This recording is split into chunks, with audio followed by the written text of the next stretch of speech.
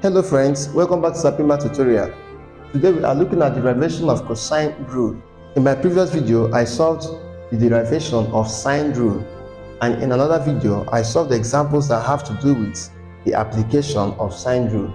So today we want to consider cosine rule. These are the cosine rules, alright? So we solve with one at a go depending on the side or angle we are looking for. If we are looking for an angle, then we make this guy the subject formula, or this guy depending. So when we come to solving examples, we consider that. So given any triangle, whether obtuse or acute, this is acute because all the angles inside there are less than 90 degrees. This is obtuse because one single angle at least is bigger than 90. All right, so anytime you have a triangle that an angle in that triangle is bigger than 90 degrees, that angle is obtuse angle triangle. So given this, make your construction. For the first one, I will draw a perpendicular from A to line BC. This is what we have here. And for this one, I will draw the height of the triangle. Now we are going to prove with this one first. All right? So from here, we can divide the triangle into two parts, having bisected it. If I divide it, I will have this diagram, and then I'll have another one. Okay, so here remains A, here is B, and here I can call it N, the midpoint. That is this. So that means here is also N, A, and then this is my C. Okay, remember the side here is C, here is my height H, and here cannot be A again because I've divided and separated. So let here be X. That means here will be A minus X, since we have removed this one from this one. All right, and this remains my height, and this is my B. With this diagram, I'll be able to prove these rules. All right, let's come here. Consider C. Solve the Pythagoras theorem of this right angle triangle, considering C as my hypotenuse. Recall that Pythagoras theorem states that h squared is equal to a squared plus o squared. Now from this, my h is c squared equal to the t other side. Anywhere can be adjacent, anywhere can be hypotenuse, opposite, depending on the side you are looking for. So I'll have a minus x squared plus h squared. Let us expand this bracket. Expand now, have a minus x and a minus x plus h. Then we multiply here. A times a will give me a squared. A times x will give me minus ax. Minus x times a will give me minus ax. Alright, then minus x times minus x will give me plus x squared plus h. Alright, now at this point, this and this can come together because we can add the both of them. I'll have minus 2ax plus x squared plus h squared. Now keep it at this point. Go over to the second diagram. Considering the angle C, because we started with the side C, the hypotenuse, this side, consider the angle that is facing that side from the original diagram, which is C. Then solve the trigonometric identity of this guy. I will have trigonometric identity says cosine, because we are solving for cosine. Cosine of C, cos C is equal to adjacent x over the hypotenuse B. We cross multiply, making x the subject formula. X multiplying the denominator here, I will have x. I will now have x equal to b cos C. Keep this one also. We'll find a connecting point between this and this.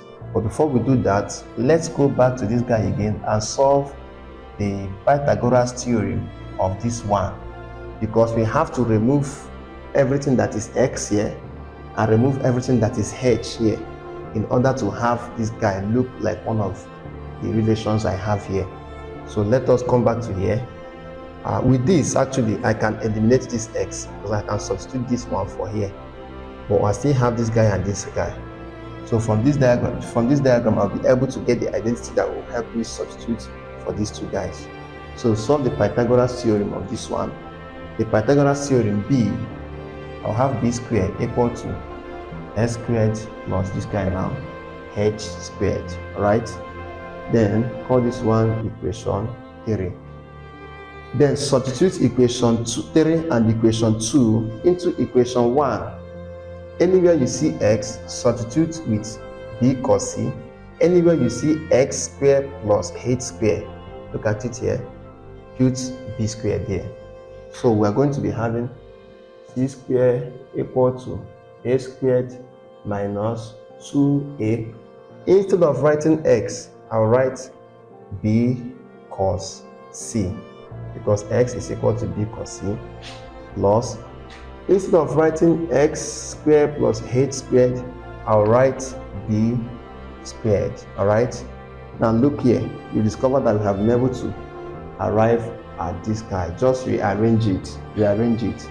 I will have c squared equal to a squared plus b squared minus 2ab cos c. Alright?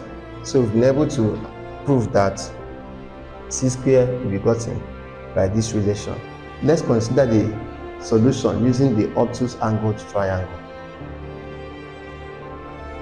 To solve the same cosine rule using the obtuse angled triangle, we are going to produce the height of this triangle from A down to the line BC.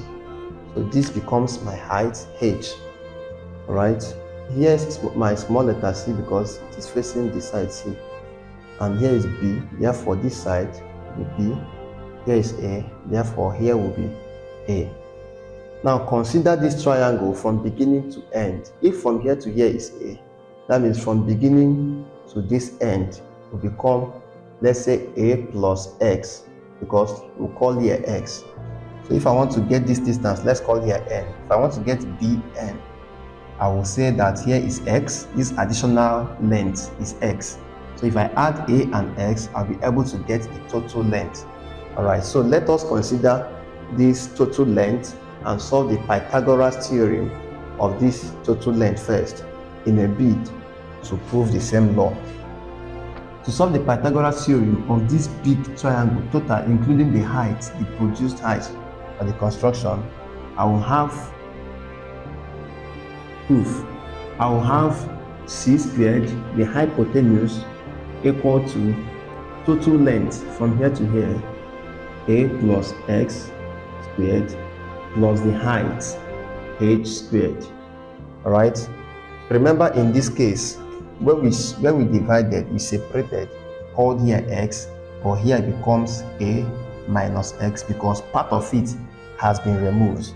But in this case, we have the distance from here to here, BC, and then additional length. Therefore, if here is x, the total length becomes a plus x. That's why we have a plus x here. So the same process, let us expand. I'll have c squared to be equal to a plus x and a plus x plus h squared. Now, at this point, we expand this bracket. Expanding the brackets, I'll have c squared to be equal to a times a will give me a squared. A times x, this is plus ax, then x times a plus ax. X times x gives me plus x squared. Alright, add these two because they are like terms. I will have c squared equal to a squared plus 2ax plus x squared, then plus h squared. Call it equation 1. Go back to the diagram. Consider this triangle now, this one produced. I have a right angle triangle. So solve the Pythagoras theorem of this right angle triangle. We are looking for connecting points that will help us eliminate x and h in this relation. Alright. So solving the Pythagoras theorem, I'll have b squared to be equal to h squared plus x squared, considering this triangle. This is our equation 2. Then solve the trigonometric identity of this triangle again. The trig identity, because we are talking about cos, and we are looking at C, the side C, we consider the angle also as C. So I'll be having cos, but I'm not going to be using cos C because this angle here is light on a straight line, and part of the angle is what is given to us as C from the original diagram. Recall that the original diagram was given to us like this. Here is C, this part. Now this place that was added will not be C. We only get here by saying 180 minus C. That is the part of this triangle. So I'll use 180 minus C equal to the adjacent, which is X, over the hypotenuse, which is B. Okay, so we can cross multiply to make X the subject here, because we are looking for this X in order to eliminate this X in this part of the equation. Okay, so I'll have X to be equal to B cos 180 minus C. Now, considering this angle, 180 minus C, recall that 180 is the total angle in the second quadrant. Therefore, cos must be a negative value. In the second quadrant, cos is always negative. In the first quadrant, all of them are positive. In the second quadrant, only sine gives positive. In the third, only tangent gives positive.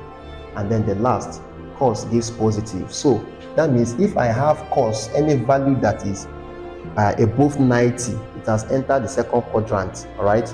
That angle will give me a negative value. It must give a negative value.